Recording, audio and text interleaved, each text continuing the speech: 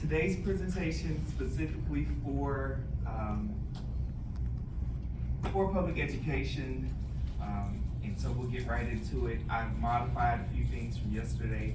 She told me I could have the floor, so I'm going to share some things. We're going to facilitate some discussion, review what we reviewed on yesterday, but that'll be briefly. I do have some Apple videos to share with you regarding that resource that we're talking about from Andrew. So that'll give us a summary directly from Apple, and we don't have any miscommunication. And that resource is housed on our website, so we'll talk about that as well, okay? Let's see. That's not me up there, so let's get it. All right, good morning, everyone. Good morning. But in regards to that question for security purposes, we recommend that eventually there's also going to be a single sign-on that we're working on. So with some of those partners, we'll talk about that as well. With that single sign-on, they're going to need their own individual logon for RapidSOS. Also, that chat feature. Remember we talked about that agency chat feature. So I want to know who I'm chatting with. Am I chatting with directly operator 1234? Am I talking to Andrew, or am I talking to just anybody there? How do we just delegate and have that accountability in the center for those new features that are coming aboard? There's nothing that you're doing wrong. We just can do it better, and we'd like to help you with that. So creating each of those logons, we're gonna work on that. All right. Anyone else in that situation where they only have that single logon for their organization? No? Okay. You're not alone. Trust me, I travel the country. You're not alone. No, they just don't want to say it. Okay? They don't want to admit it. All right, so everyone, welcome. 911 Public Educators. I'm representing RapidSOS today.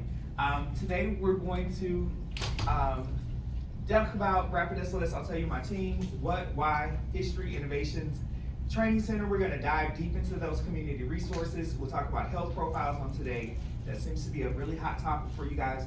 We'll review what 3 words. I'll show that video again for anybody who didn't see it with my uncle. Also got my auntie from Henderson County on one of the videos, so she's going to be featured on there. Our product and roadmap, what's on the horizon for us. And then, of course, our free conference. Who doesn't like free? Free. Free. Free conference, it's virtual. Free conference, it's virtual.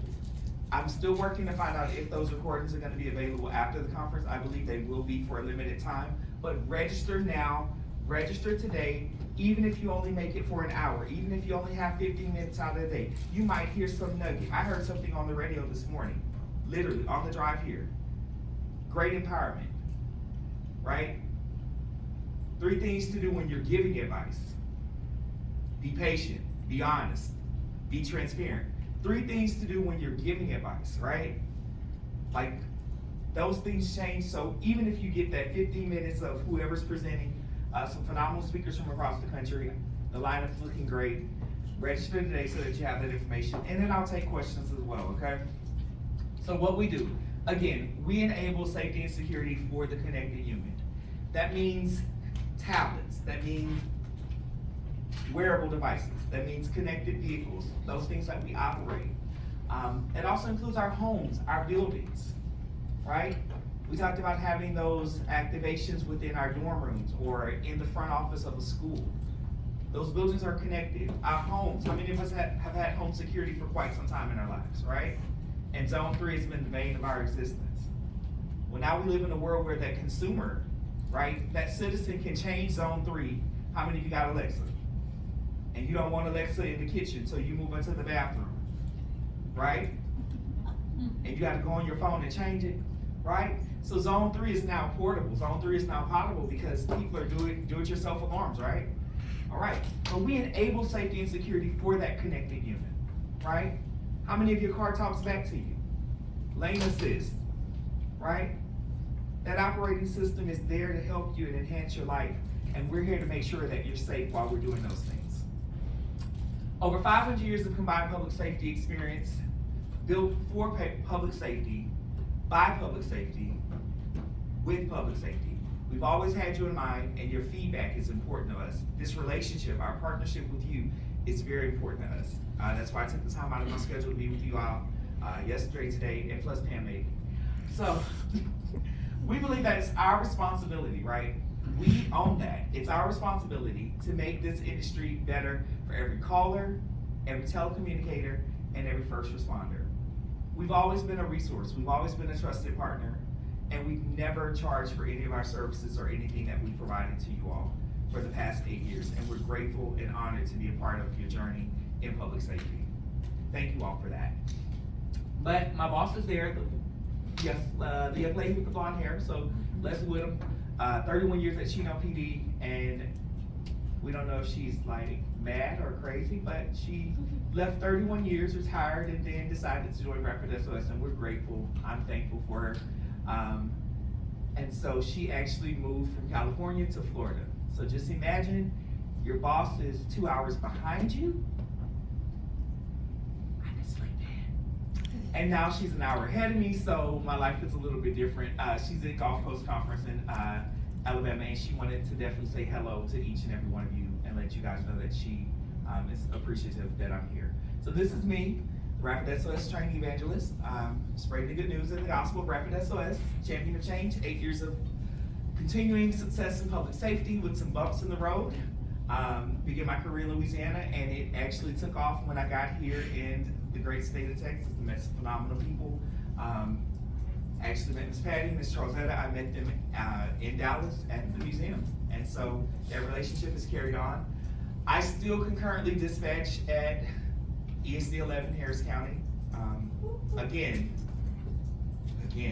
I don't know if they needed a hot body in the seat or if it speaks to my caliber of work. I'd like to think it's the second one, but I'm definitely honored to still be able to do that. So I'm not far removed. I'm not some guy that's here speaking on something I don't know about. I will log in on Friday at approximately 6 o'clock. I will be on time for my shift. And I'm gonna work those 2 days, Friday and Saturday, and I'll be using RapidSOS, I'll be using Vesta, I'll be using ARCAD, I'll be using every tool and resource that you guys use, and I'll be talking to the wonderful citizens of Greater Harris County.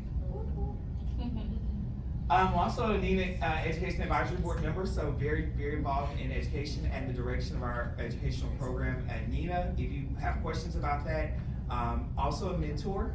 Not taking any new mentees right now, but if you're interested in mentor programs, there's 911 Wonder Women, there's APCO, there are things that I am involved with. There's some Wonder Women, I think, in this building. They can connect you to resources that will help you guys in what you're trying to do, possibly the next phase of your career as well. I've been a training manager there since May 2022, and I firmly believe that if you aren't helping the person on the phone, you should be doing everything in your power to help the person that is. I stand by that. And so you can reach me at my email address or at training@rapidsos.com. Yes, ma'am? Where is ESD 11? ESD 11 is we took over for Cypress Creek. Okay. So we took over, we're North Houston. Okay. North Houston.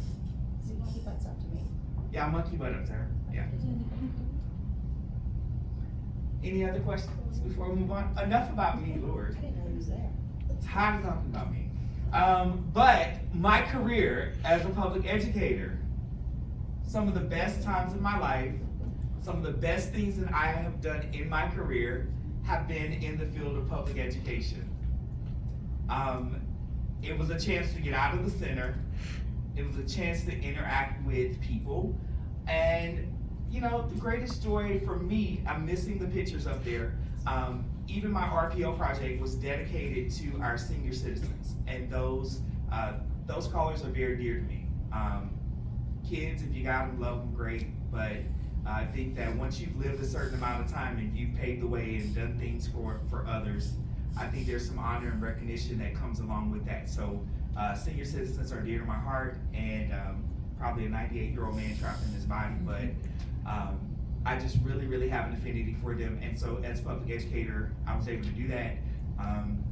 My RPO project, and there were RPO students in here on yesterday.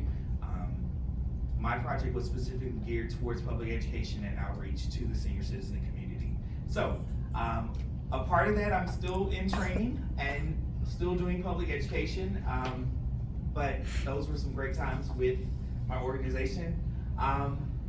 So today we're going to talk about what your internal public education looks like. What does your public education look like internally? Anybody have any ideas to share?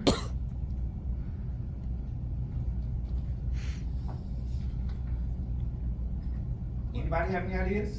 What are you specifically asking? So specifically, what does your public education program look like internally?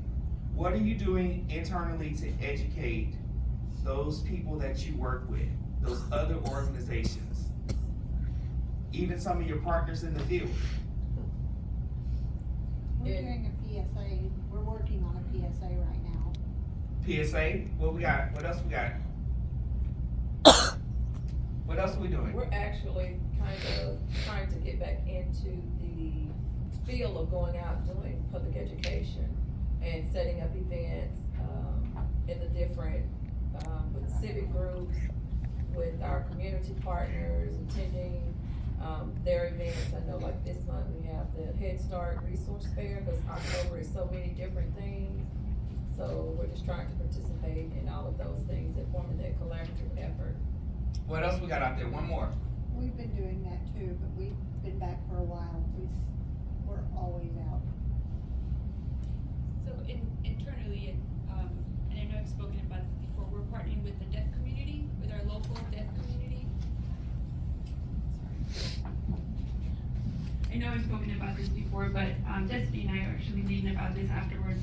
Internally, we are partnering with the local deaf community because we talk a lot about text 911 and how that is a service to our deaf community, but in the process of doing these presentations, we discovered that it's not a great tool for them because they don't read the way we do, they don't communicate the way we do, so using text to communicate with a call taker is not a very good way for them to do 911 calls or be able to use our services. So we're partnering with them. There's a company called DeafLink. So we're also educating our ECCs on, yes, we have this tool and this is what we've been telling our community, but let's talk and let's, what are your call takers? How are they handling calls from a deaf person? What obstacles does a deaf person encounter when using the 911 system, be it through video relay or through text, and how can we better service them? So in partnering with an organization called DeafLink, we are looking at the curriculum that we use to teach text 911 and how to work with the deaf community. And the deaf community, this organization is going to teach us on what they need from us and how they can better communicate with us, and in turn, us teach them, when you do call 911, this is what we need from you. So that's something we're doing and working internally with our ECCs to better understand and better serve as our community. Y'all make some noise. Y'all make some noise, right? So when we talk about that, she hit on something, and that's what I was trying to drive at. We're out there in the community, we're sharing these things, but have we communicated internally? Right? Does that program look the same? Because I could be out there telling the callers, when you call, text is gonna look like this, right? That expectation is set up when I'm out there in the community, right?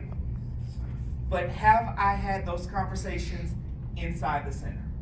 Have I had those conversations with the supervisors, the managers? This is the resource tool that we're using. This is what we're promoting. This is what you can expect as a call taker. This is what you can expect as a supervisor, right? Are we having those conversations internally? I'm not here to tell you how to drive your ship.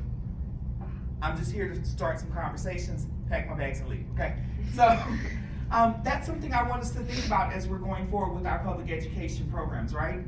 When we're out there with the little ones. Pam had them little ones out there dialing them disconnected cell phones being the bane of our existence, right? She had them dialing. That number's still gonna call. That non-service initiated phone is still gonna reach 911, right? How many of you were out there telling the kids that? It still work if you call 911? Yeah, okay, by myself, no problem. No problem. But now there are other resources, there are other tools for us with those young people, right? Yeah. What are some of those tools that we're using with our young people besides that disconnected cell phone? Text, because I saw a little girl, she hit the microphone button and she was talking 100 miles a minute, rolling her head, and she had a whole text conversation that came out, and they were all spelled correctly. artificial intelligence. If your parent's phone is in emergency mode, that data's still gonna push through to 911, right? So we have those tools, we have those resources, and we have to have those conversations internally. What are we doing about public education and recruiting? I'm ready. Telecommunicators? Yeah. Officers, telecommunicate, we all strain. So I actually just sent out an email to our ECCs. We all have the same issue, right? Recruiting telecommunicators. It's something we know is something, I mean, I think any field right now. So we partnered with our ECCs, and we, us, the Bear Metro Network, went out and we commissioned a hiring video, recruitment video that can be used with all our ECCs. So it's generic, it has images and footage from our ECCs, and it talks about what we need in a telecommunicator and what the job entails. And we're having our premiere in November, I guess, at our next ECC meeting. But that's something we're working on, and I can, if you want, before the meeting's end, I'll share a rough draft of what the video is looking like, because we already have that from the production company. And then with that, they can use these at job fairs or put it on their website or put it on Facebook. It's about a 2.5-minute video or so. And then we're printing, because it's generic, and at the end of the video it says, for more information, email info@bearmetro.org. So I'm gonna get that email, and then I'll push it out to the ECCs, whoever is in charge there. But if you're doing it at a job fair and you want to get immediate communication or contact with that person, we're printing out business cards for each ECC that has their outreach number or their outreach email that they can say, if you want, here's my card. It's a generic card just with their HR, whatever hiring email they want, and they can give that up. So that's how we're helping our ECCs hopefully garner some more interest in their jobs. And if any of our ECCs want to go out to a job fair, because we've had this, a couple of them have approached us, they want to do a job fair, but their department will not pay the fee for them to attend a job fair specifically for telecommunicators. We will pay the fee for them. And some of them have even gone as far as telling us, yes, but we can't take time off, or we don't have the personnel to go out and sit at this job fair. I will go out and sit at the job fair for them. So that's a service that we provide for our ECCs. She's available if y'all need her. Y'all just call her. Y'all got a flyer wherever you need her, right? What are some other things that we're doing differently for recruiting? Y'all gotta talk to me this morning. Y'all want me to come to the back of class and sit down with y'all? Talk to me. I'm listening. So I told the group at our last quarterly meeting that we've also done videos, created a generic video, and at one of our newest call centers, sheriff's office, and we have 37 different 911 call centers. So we couldn't really receive, and I don't want to receive those, but we do as a courtesy. We put all the job openings also on our website, and so the video directs people to 911.org to look at the more details. And then the video was part of a social media ad campaign this summer, and we're still doing ongoing stuff and tagging each agency. It was short and brief. I mean, it was like a 30-second, if that, video. But we also interviewed some supervisors and had them also talk about, like you said, what's involved. Because the supervisors what they're finding is they're getting applicants, but they're not necessarily getting qualified applicants. So they're weeding out, basically. So so we're trying to help them in every way, because it's affecting call stats too. Brings us to our next point. In that hiring process, we know that some of us work, of course, with TCO. There are going to be stringent requirements. But what are we doing to aid those people specifically? What are some specific actions that we are taking? I can tell you one person's not here, Ms. Carolyn from Beaumont. Me and Charles, we had this conversation. She actually had to modify her typing test because guess what? Typing is a learned behavior, right? Typing is learned with repetitive action. It can be taught. You improve, right? That was a tangible action because we now have a generation that types with one thumb. They can type 100 words a minute, one thumb. But you put them in front of a keyboard, impossible. What are some tangible, actionable steps that we've taken? I know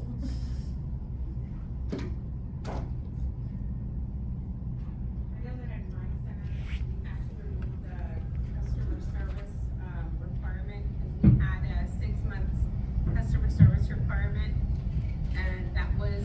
not allowing a lot of the kids that are just getting out of college to come and apply. They would automatically, won't even send them to me to review the applications. So we said we don't really need customer service. We can teach that customer service because the younger generation, and even, not just the younger generation, but they're coming out of college, they need a job, and sometimes they couldn't get a job because they don't have any prior history. So we removed that 6 months requirement of customer service or any previous work history. Because those kids are, sometimes when they're coming out of college, they're ready to go and they're fast learners, and all this technology that's coming up that we were missing out on that aspect of the generation coming in. So that's something that we revised our requirements as well, so that we didn't have work history. Because sometimes the kids that were in college, they did have the year work, but our city has some type of table that you need to work a certain types of hours in order for it to count as work history. So we were missing out on all those people. So now we get more applicants, but like she said, we're getting a lot of applicants.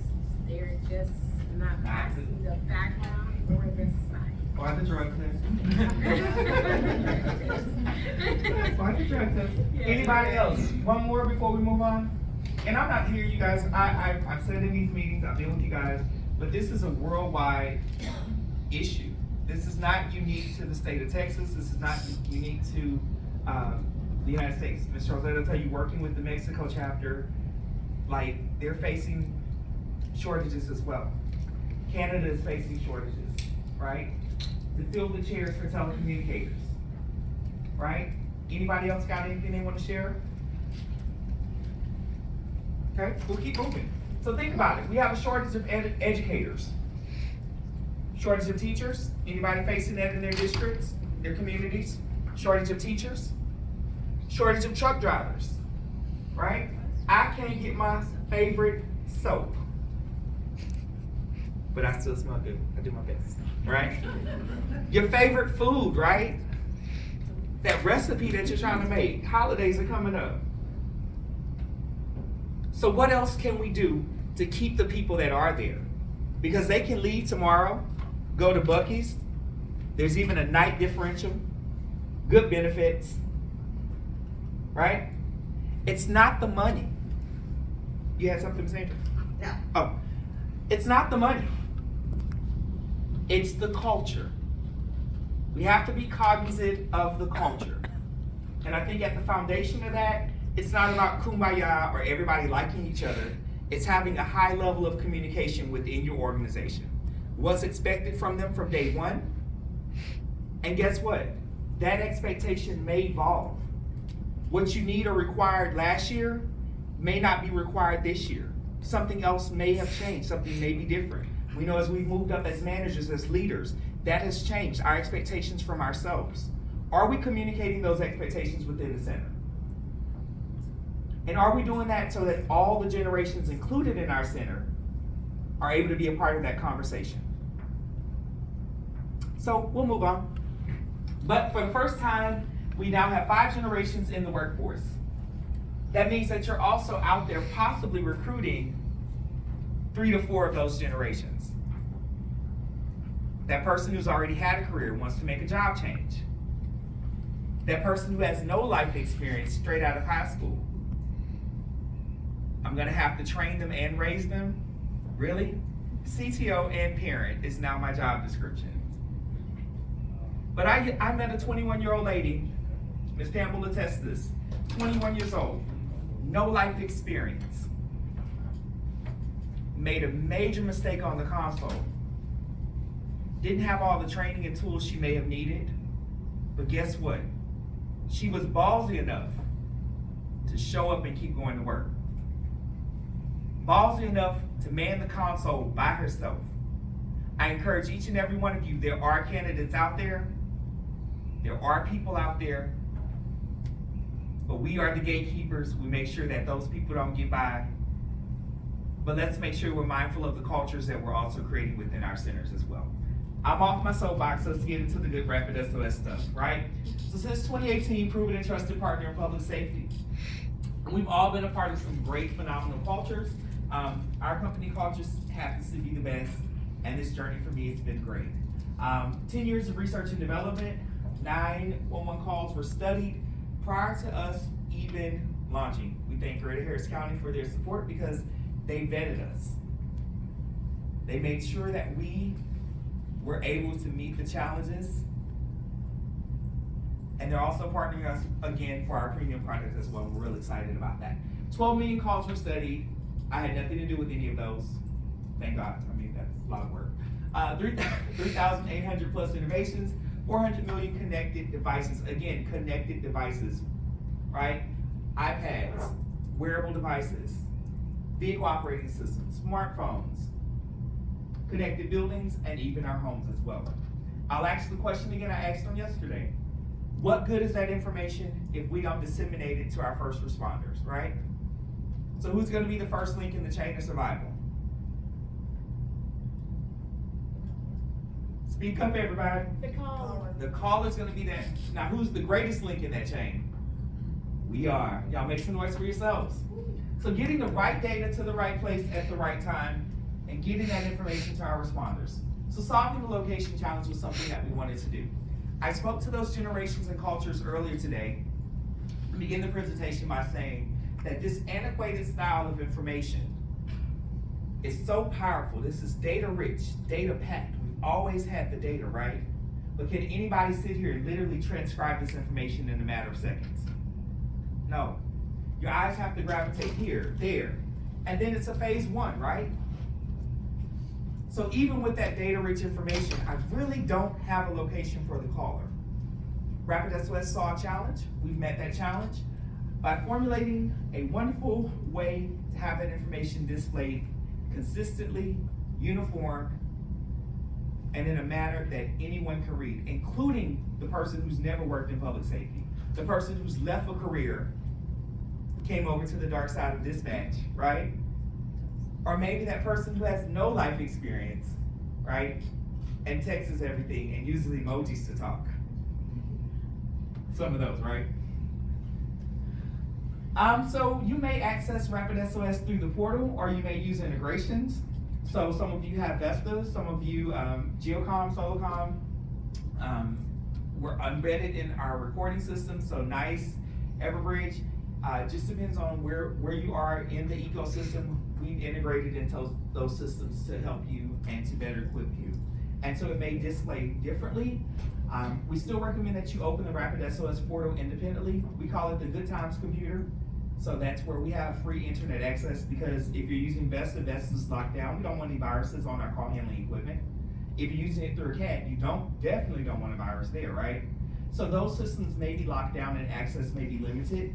But if you do have a web browser, we recommend Chrome. You open it there and you'll have free flow of that data without any interference, okay? These are some of our partners and some of our solutions. So you asked JaCorey, how are you here today? How has this solution been free for all this time? Because of our partners. They want to have that information given to you. They want you to have it so that the people that really need help get help in a timely manner.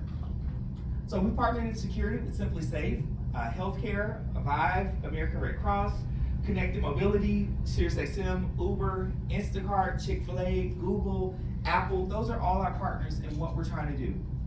Because we definitely have you in mind, but we also have those citizens that we help each and every day in mind as well as we go forward in our mission. So what is RapidSOS? It's a free solution that provides critical embedded data. We're a data repository, right? But guess what? We're not interested in keeping any of that information. Google and Apple and the rest of our partners are really adamant about protecting privacy. So when you're out there providing any education about RapidSOS or sharing any news about us, please remember to remind the consumer that their information is private, right? And we hold that privacy very dear to us. Built over 8 years of collaboration. It's an emergency data platform, and we handle about 165 million plus. I just looked at the numbers the other day. We were trending upward almost, the year's not even over. So this is, numbers from previous. We're looking at that type of number. We're looking at the type of volume across the nation. So the portal menu, we talked about this. As an agent, you're probably gonna spend most of your time here. Housed in that hamburger menu. Remember the hamburger menu, anybody yesterday? It's 3 lines to the right. Data, support, training are gonna be housed there, as well as giving feedback. And we definitely wanna remember that for support or any technical issues, we're following the policy and procedures that are in place at the organization. The queue will house 50 calls. The 51st call will be bumped. And of course, it houses 911 calls as well as alerts. Then you have the event pane as well as our mapping system. Jurisdiction view gives you a master view of all the emergencies within your jurisdiction on one map. Offers continuity of operations in the event of outage of your network carrier. And so we've been proven to do that. We also have a very specific relationship with the Tennessee, Alabama area due to that Nashville bombing. If you guys can recall, Christmas Day 2020, we were able to offer them continuity of service, right? What happens when our backups fail? What happens when our infrastructure does not operate the way it's supposed to? We were there to help. Mapping options, the Pegman, I talked about him yesterday, I'm sorry. I talked about Pegman on yesterday. So you're able to use this Google tool within the RapidSOS portal. Dragging him directly to that green icon, you're able to get that information and see the street view of that call. I remind you all that the street view may not always be updated and accurate. We use it to verify. Always use to verify. Situational awareness for supervisors, managers in the center.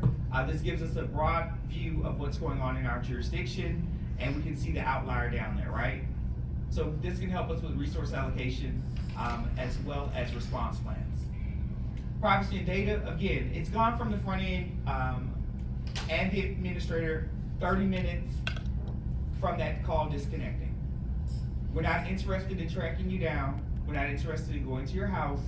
We're really interested in getting you the help that you need in that time of the emergency. It's gone forever after 12 hours. There are some instances where we can help preserve that data if you guys need it. RapidSOS partnered with Simply Safe. Our newest platform is introducing supplemental alerts. Supplemental alerts will be supplemented by a phone call. All right. Supplemental alerts will be supplemented by a phone call. That phone call in particular will be from the alarm company with all that information, but you will receive that initial alert, and it may be up to 2 to 4 minutes prior to that alarm call making that call. Full alerts, you'll have to accept it, and if you don't accept it within 30 seconds, of course, you're still gonna receive that 10-digit phone call from the alarm company. And you guys have to figure out with your managers and leaders and partners what's gonna work best for you at your organization. This is what it looks like, so supplemental alerts right there. Supplemental alerts will be supplemented by a Phone call. There we go. And then you guys can see the accept button on the right in blue, highlighted in blue. Once you hit accept, you've taken ownership of that call, okay? So SiriusXM crash data. On yesterday, we talked about those vehicles giving us that information. A little different from OnStar. We're occupying a different space in the ecosystem, right? Every vehicle is not a GM. Every vehicle is not a Chevy. Every vehicle is not a Pontiac or a Saturn, right? Those are gone, right? Y'all remember? Okay. Buick still exists though. Buicks still be, yeah, Buicks. So all those vehicles that fall under the OnStar brand, unfortunately, we have a space for them. We have a love and affinity for them. But SiriusXM, which is an actual Texas-based company, y'all make some noise, SiriusXM. SiriusXM is Texas-based. They provide that data to us, and then we also have some new crash detection that's coming out with that new iPhone 14 that we talked about as well. We'll watch a video in regards to that for more information. But with that, we're getting vehicle descriptions, right? We talked about the importance of vehicle descriptions, the makes, the models, how that affects our response, right? Airbags deployed, what we can confirm from this, right? We're always gonna verify when we're able to do voice, but we're talking about those instances where we can't make contact with the caller, right? When they're unconscious, when they're hysterical beyond repair. Ma'am, please give me the address of the emergency. Please, ma'am, please give me the address of the emergency. And then you put yourself on mute, hopefully, and say, where are you? Ma'am, I need you to take a deep breath and give me the address, right? How many of us go through that on a daily basis? What are some things we're doing to educate our callers when we're out there about if they're involved in a wreck or a traumatic situation or they're injured and they're not at their house? Are we including that in our leaflets and our pamphlets? Know your location, right?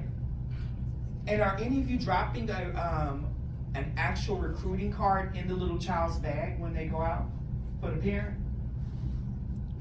Okay, hey, that was free. Y'all might just want to drop a look. We're hiring you now. And I don't know why my 10-year-old got this hiring here, but that's for the parent, right? That's a resource for the parent. What happens? Most parents will go through their children's stuff, won't they? Right? Let me look at what you got today. And you're not eating all that candy. Oh, they hiring. That'd be a good job for your sister. She needs to move out my house anyway. Are we taking advantage of every opportunity, right? Something different to think about, right? So this crash information, we're gonna watch a video if you don't mind. My auntie in Henderson County is gonna share with us how fabulous we are. She says it much better than I do.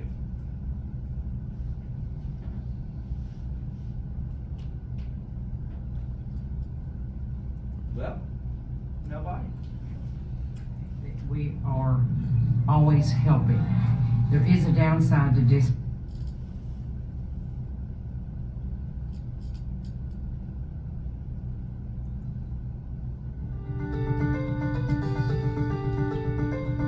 Henderson County 911, where's your emergency? I love the fact that we are always helping.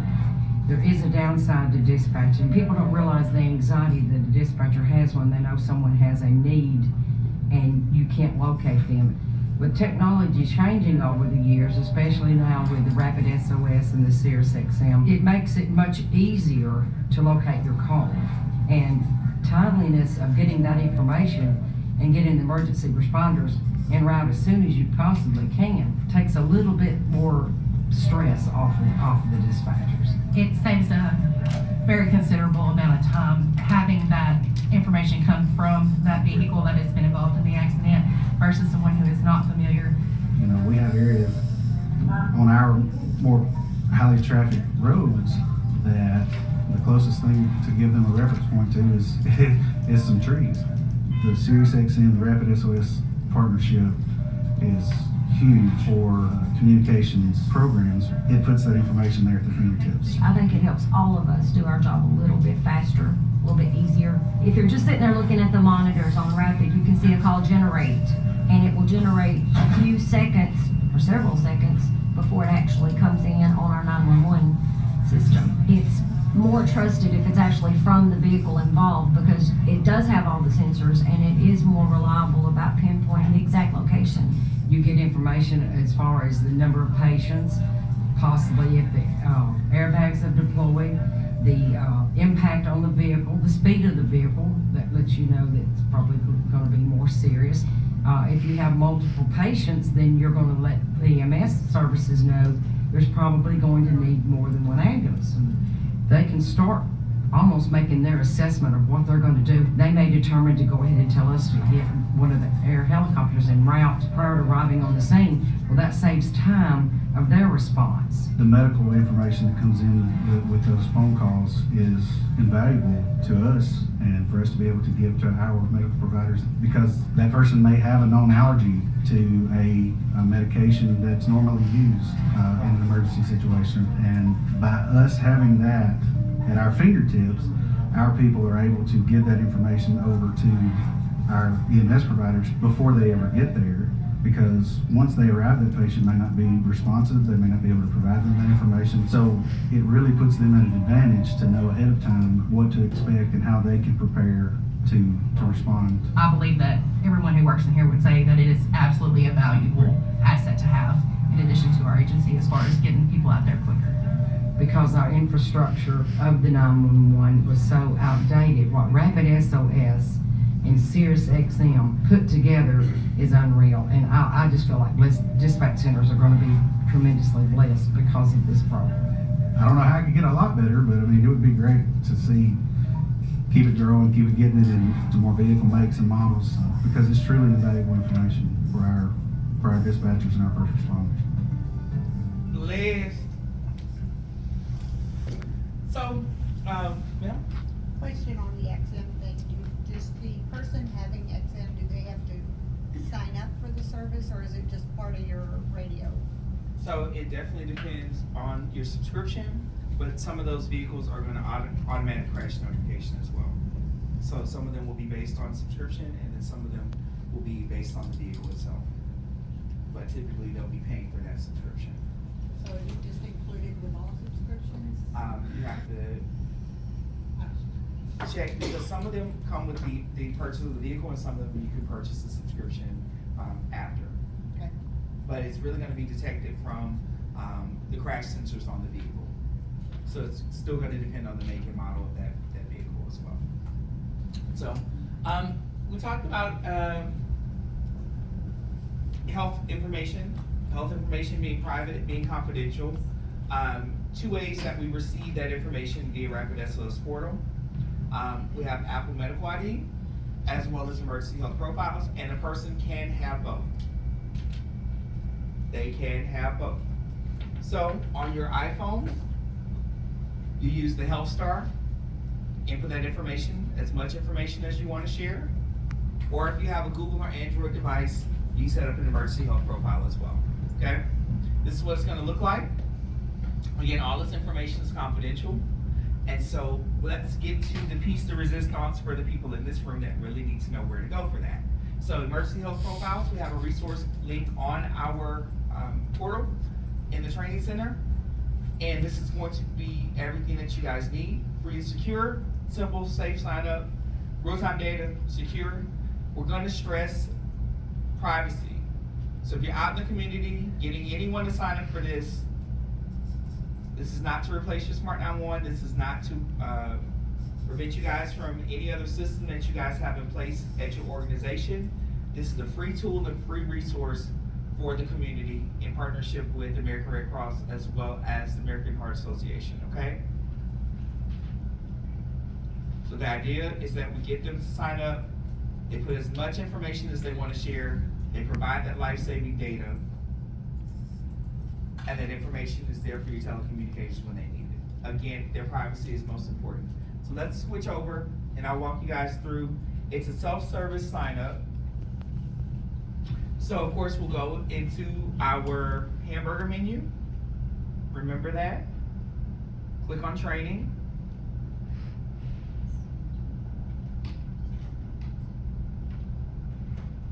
So community outreach.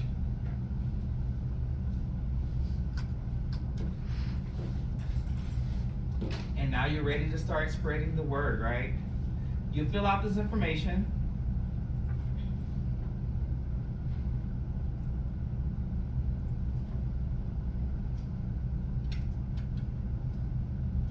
And you'll hit download. Then you'll receive an email. Download the RapidSOS Media Kit.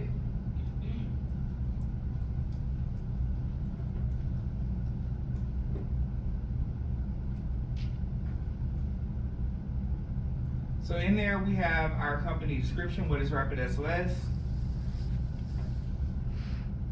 We have what is RapidSOS? We also have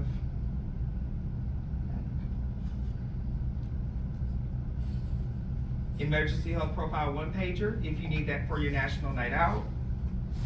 And again, it's self-service, so you are not signing anyone up for anything. We're putting it back in the hands of the citizens. Right? We're providing them education, we're providing them information, but it is a self-service option, right? And so we also have this information as well. If you need further information and you need to spell out some things or put it in some type of policy or procedure, right? Anyone ever been in these resources? Explored them, played with them? They are there. We have some executive bios in case they need to reach out to their point of contact. Karen's gonna be our point of contact. If they have more questions or if your managers or leaders have more contact, contact her in regards to that. And then, of course, my boss Jameson's in there as well.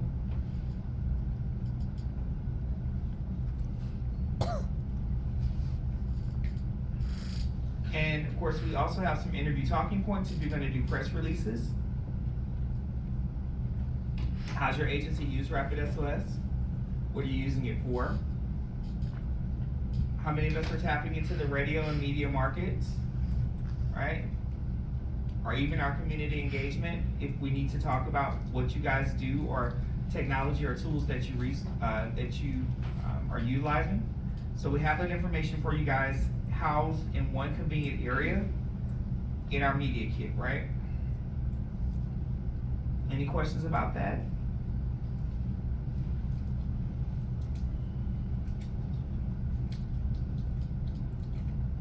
So yesterday we talked about another resource, talked about what 3 words.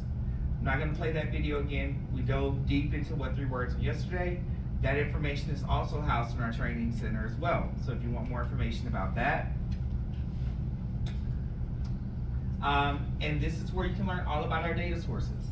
What's new, what's on the horizon, how to provide education and information, and the partners that we work with as well.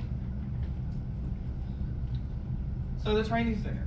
We also provide training for your communication centers. I'm available, 2023 is open. Talked to y'all yesterday. I've left it open for the state of Texas. Get with me, talk to me, Texas Text Priority, take that off the video. But right now, you guys, my calendar is open for 2023. So please shoot me an email, look at your schedules and itineraries for next year. If you need to get me into your center or your organizations. Yes, ma'am? How long is the training?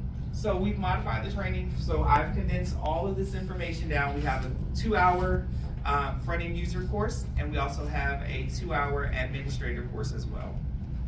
And Charlesetta, he came to our place and we did about 4 or 5. And everybody wanted TICO credit, but you can't give TICO credit for 2-hour courses. It has to be 4. So we did a 2 hours in class and a 2-hour on your own hybrid class. However, I suggest that if you do bring him and people want TICO credit, to make it around 4. He could make it 4 hours. I mean, there's a lot of information. So that's what I suggest. So we're working to modify that. That came to our attention. We thought we were cooking with grease. Thank you, Tico. Right. Thank you, Tico. So what we're gonna do is we can modify that course out to about 4 hours for you. The supervisor course alone, if we go in there, is 3 hours by itself. So, and y'all know I can talk, and people be wanting to take breaks and stuff, and I'm not gonna hold y'all hostage much longer, so we're gonna keep going. That's me traveling the country, doing what I love. So this role has given and afforded me the opportunity to continue educating and training. But this is what that training center looks like. We also have training analytics in there for anyone who was not here yesterday. The training analytics, we can go ahead and assign training, see the progress of the person who's training, and if they completed training as well in our training analytics. That's how you get there. Y'all remember the hamburger menu, right? Little persistent repetition, hamburger menu, training. And of course, free training. Woo! Save the date, November 9th and 10th, our virtual event. It's gonna be a virtual event for public safety with public safety. Some great speakers, a phenomenal lineup, all virtual. You don't have to travel, absolutely free. I recommend that you go ahead and sign up today. Okay.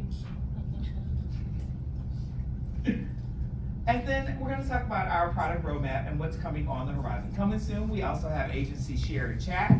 I talked to some people yesterday that agency share and chat is going to be really beneficial.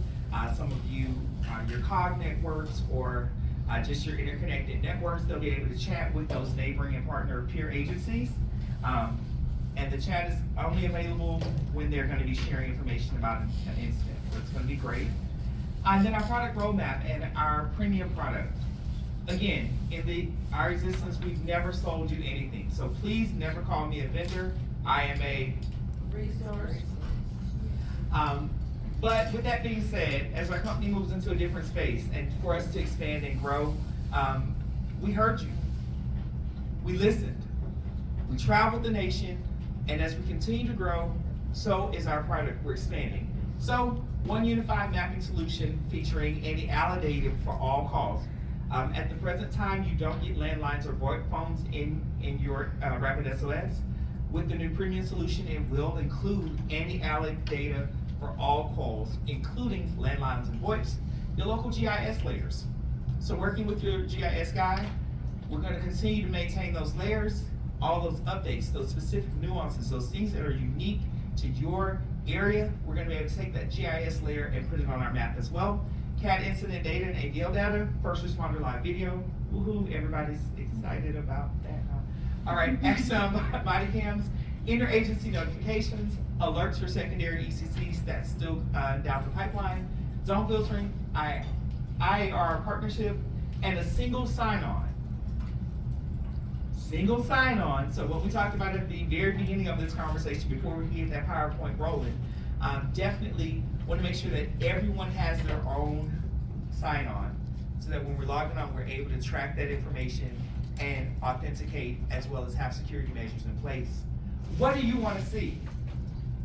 Ladies and gentlemen, we were built by public safety, for public safety, with public safety. There's not a step that we take, there's not anything that we do without you in mind. We need your feedback. If there's something that's not working, something that you want to see changed, something that we can do better, please give us honest, transparent feedback. Also be patient with us. Give us the opportunity to research it. Give us the opportunity to come up with that solution, and I guarantee you guys are gonna see something different. Again, we update every 2 weeks. Something changes every 2 weeks in our platform because of you. We make that investment. But I want to leave you with this. Premium is a great solution. I put you in contact with Michael Gross, who handles, he's your ECC engagement manager for the entire state of Texas and this region. But look on the left and look on the right. Some phenomenal things that you have for free. So I encourage you all to go home, re-energize your people, re-engage them, get them into that training center, contact me for further help, ask any questions. I'm traveling, but I do check my emails while I'm on the road. My boss is anxious and eager to hear from each of you. She loves Texas, just loves it. And so please don't hesitate. Know that we are there to help you and that our free portal is something that's phenomenal. But premium is going to change and revolutionize the way we do public safety. Thank you all. Now, do you have any questions at this time? No questions? No burning questions? No burning questions? No, but leave that scanner up there. If you scan his QR code, there's a little ad that comes up. You just gotta skip that, and then you can sign up for the training. Yes, ma'am, Ms. Sonia. All right, I know you've talked to me separately and my office has too, but I am trying to understand your emergency health profile. Right before that slide, you said for Android and Google users. Is it really for, I mean, it's really for anyone, right? So, on your iPhone device, two separate components. iPhone users, Apple was conscious, Apple put that feature on the device. You have an Apple, it's on the device. Anybody, everybody, all persons can create an emergency health profile, even if you have an Apple profile. Right. Yeah, I noticed some of the topics are the same, but there was additional things. There are additional things. Tish can speak to that you will be able to create both of them. And both of them I'm gonna have to create an example slide where both of them actually come up on the screen. Mm-hmm. So you'll get that Apple indicator, and it'll say Apple data, and then it'll have the emergency health profile out as well. If you're in the call center, you'll need to scroll down, and you'll be able to see all that information and data contained there. So Apple uniquely put it on the device. They were forward thinking, it's housed on that device. But anybody, regardless of what operating system you're using, what type of device you're using, can create an emergency health profile. And this young lady sitting there videoing me sent me a message the other day. Can you do it with the landline? Unfortunately, no, because that landline is not coming into 911. But it is something that I have to bring back to the table because we're getting ready to do landlines and voice within our new premium solution. So her thought-provoking question may have created an additional feature that we're gonna have to look into, but at the present time, no, we're not gonna be able to do it with landlines presently. Clarifies it better? Anybody with an Apple, you can set it up, but you also can set up your emergency health profile. Ma'am? Well, I just want to speak on when we go out to the public, like you don't have to go into the training portal. The website's emergencyprofile.org, so we can start giving that. Just give that, yeah. Yeah, on give my that page. website, yeah. Yes, ma'am. Did everybody do that? Is the vehicle information that's coming up, is that on the premium or is that on the free? It's on the free, but it's gonna be based on the vehicle. So that will be based on the make, model, the vehicle sensors that are contained. If it's a newer vehicle, of course, newer is gonna have a lot more sensors. And it will just pop up on your, If it's turned on. So when we talked about yesterday, those admin, features, you control the data flow that comes into your center. And if it's turned off, it's turned off. I can show you how to turn it on, but you need to speak to your administrator or director to make sure that he wants that coming through. JaCorey, could you, I can show you actually. yeah, and also show the, they didn't hear about the health profile for the public, where they need to go to get to enter their stuff. Okay.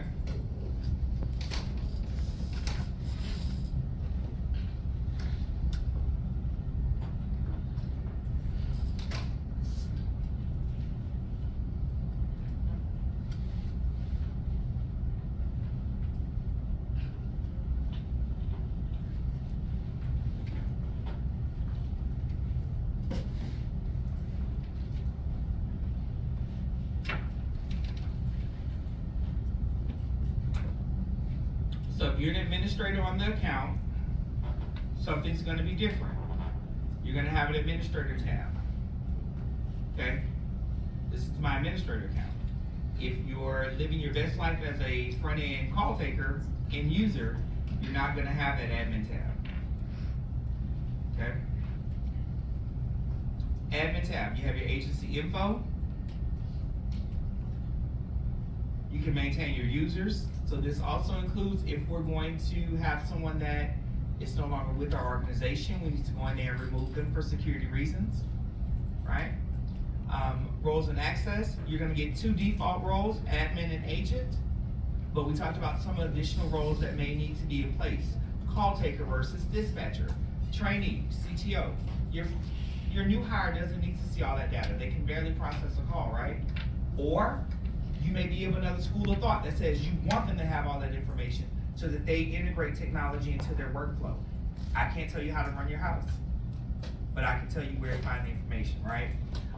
So those are options as well. Data sources. Please, ladies and gentlemen, talk to your administrator before you touch this tab if you have access to it. Have the conversation, have the dialogue, see what your director wants to do. Please do not make arbitrary decisions. I repeat, please do not make arbitrary decisions or go in there and change any of this, right? It's gonna be based on your organization, based on your organization. So we have prepared, you can turn on any of that information. The Avive AEDs are included in there, 911 Inform, map layers, public sonar, medical profile information, right there. Vitals, okay? So medical profile information is where that's gonna come from when you sign up for that health profile. This is the Apple enhanced emergency data right here. So those 2 things are totally separate, totally independent data flows. Same vein, different body. Same vein, different body. So Apple, independent, emergency health profiles, you wanna make sure both of those are turned on if you like, right? SiriusXM, making sure that data flows through. Uber, Farmers Insurance, Amazon, alerts, I could go down this entire list, and then of course the what 3 words. If you're not seeing what 3 words, might be turned off. Okay, so want to make sure that we have those options turned on as well.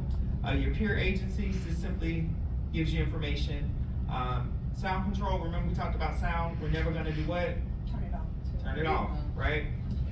And then of course security, so we have the option to whitelist any IPs that we don't want. So if you want to restrict access, give access, we have that feature as well. And then integration management, you need to talk to your account manager. So we talk about any integrations that you guys may have. And your IT manager as well, regarding your integrations. Because we don't want to mess up something that is already set in place. It's not that we can't fix it, but please have the conversation before you make an arbitrary decision and turn off something that is vital, or you turn on something that your director or manager or leadership does not want in place for a very specific reason. And I may not know what that reason is, but you should find out from them. Okay. And then we're going to go back to the resource really quickly. And then we're going to eat lunch, I think. And I'm going to get out the way. Go down the road through the woods.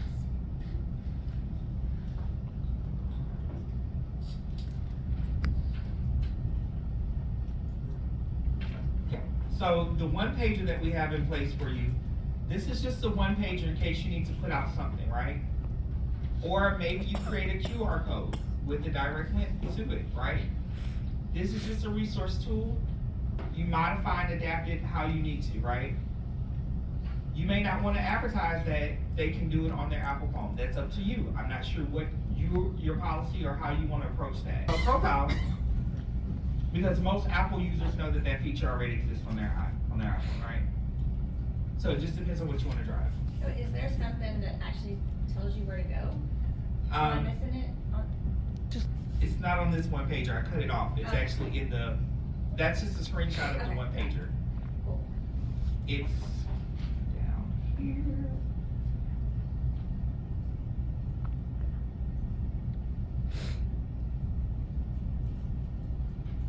So the second page of that looks like this. That was for slide purposes only. Just give you a snippet. Really, I want you to go into the training center and look at it yourself. I want you to read it. I want you to scroll down. I don't want you to take for granted what I'm saying. I want you guys to make sure that you have knowledge and information, but that you guys actually dive deep in there before we're out there presenting to our communities. So we'll go to www.emergencyprofile.org, and I'll go there for you right now.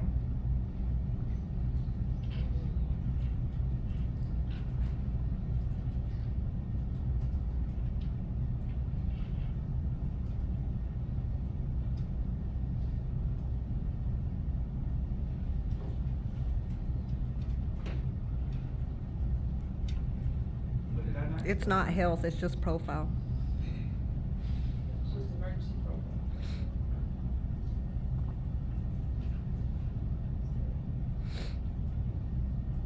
And so this gives the user information. You can sign in, sign up. And again, it has all the questions answered for you. Does it cost money? What is it? What's RapidSOS? How is the information protected? It's a plethora of resources here for you. And then the last thing we were supposed to do as promised, under our What's New tab, Ms. Andrew's gonna love this. So we have the RapidSOS newsletter, we have breaking news, what happened, but then here we have those Apple resources, straight from the source. So we can do the detection video really quickly. Crash detection on iPhone and Apple Watch is designed to detect severe car crashes in passenger cars. If you're in a severe crash and unresponsive, your devices can automatically contact emergency services for you. Crash detection is available starting from the following iPhone and Apple Watch models: iPhone 14, iPhone 14 Pro, Apple Watch SE 2nd generation, Apple Watch Series 8, and Apple Watch Ultra. No setup is required. Crash detection is enabled by default on these devices. You can also turn it off at any time in your emergency SOS settings. While you're driving, the motion sensor with a high dynamic range gyroscope and high G accelerometer, GPS, barometer, microphone, and advanced motion algorithms work together in your iPhone or Apple Watch for accurate severe crash detection. Examples of severe crashes that can be detected are front impacts, side impacts, rear end collisions, and rollovers. When a severe car crash is detected, you'll interact with your Apple Watch if you're wearing one. Otherwise, you'll interact with your iPhone. An alert will display on your device screen for 10 seconds. If you're still responsive after the crash, you can choose to call emergency services immediately or dismiss the alert if you don't need to contact them. If you're unresponsive and don't make a choice after 10 seconds, your device will start a 10-second countdown. After the countdown ends, emergency services will be contacted. An audio message will play on a loop with 5 seconds of silence between each replay. The owner of this iPhone was in a severe car crash and is not responding to their phone. Relaying your estimated location with latitude and longitude and search radius both to emergency services and through the device speaker. After the first time the message plays, all other replays will have a reduced volume to allow you to speak to emergency services if needed. This message will continue to repeat until you tap the Stop Recorded Message button or the call ends. After the call completes, if you have emergency contacts set up on your device, they will be notified of the crash after a 10-second countdown. Or you can tap Stop before the countdown ends. If you configured medical ID, a slider will appear on your lock screen to quickly access that information. And that's how crash detection on your iPhone or Apple Watch can detect if you've been in a severe car crash and automatically contact emergency services. Makes that phone kind of worth it, huh? Right? So yesterday I was talking to TNT, talking to the same people in this room. We need to be cognizant of what our policy and procedure is going to dictate how we handle these calls. When you leave here, we need to be mindful of that. Not to cause chaos or confusion in our centers, but so that we have clear directives on what we're going to do next, because the technology already exists. And guess what? The callers are sometimes more versed in that technology than we are. And I'm so glad that each and every one of you are here today to learn with me. And I have one more video that I'll show you. These are housed under what's new. So once you become a RapidSOS expert and you know more than me, y'all send me an email, let me know what you learned. Tell me something new, something that you love, but also visit that what's new. Maybe you haven't heard from me in a while, maybe we're not harassing you, I didn't make a meeting. Go to that what's new tab, and that's where these are gonna be housed. So anything that's newsworthy or out there in the news, we try to get ahead of it and stay consistent. So please visit that resource. Then I'm gonna play this last one for you really quickly. Be able to call emergency services if you're out of cellular and Wi-Fi coverage. Starting in November with iPhone 14 and iPhone 14 Pro and iOS 16.1, you'll have the option to use a satellite connection to reach an emergency services provider instead. First, you'll provide some information about your situation for emergency services, and you'll see choices to specify your emergency based on your answers. Then your iPhone will guide you to connect to a satellite. You may need to turn left or right for a successful connection. The satellite connection requires a clear view of the sky and the horizon and won't work indoors. The connection may be blocked by tall buildings, mountains, dense foliage, or other objects. As the satellite moves, you'll be guided by your iPhone to follow along. If you can, try to move to have a clear view of the sky. You'll automatically be connected to the right emergency services provider. You'll be able to text with the emergency services provider or with an emergency relay center who will contact an emergency services provider directly. Information about your situation, your location, and your iPhone battery level will be shared with emergency services. Your medical ID will also be shared if you have it enabled in settings. If your location changes, emergency services can get updated information over the course of the conversation. You will be asked follow-up questions over text and will be able to send responses.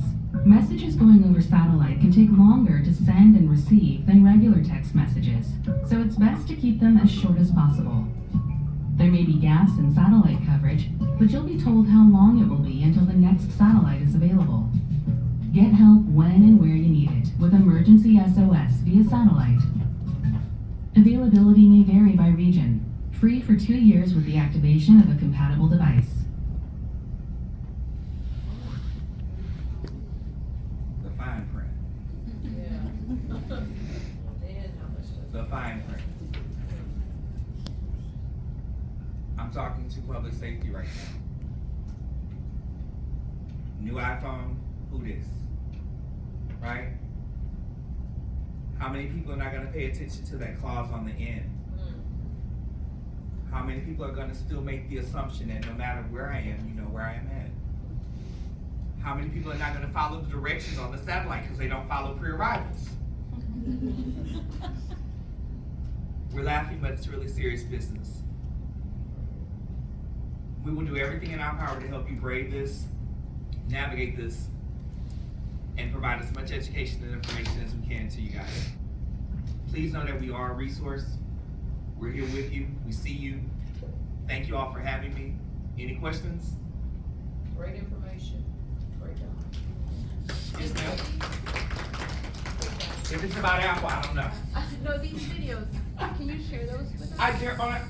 I'm Hold sorry. on. I am so sorry. Nope. Hamburger menu. It's on the Hamburger. Oh, but I don't have RapidSOS at the network, right? Okay. I don't have So, RapidSOS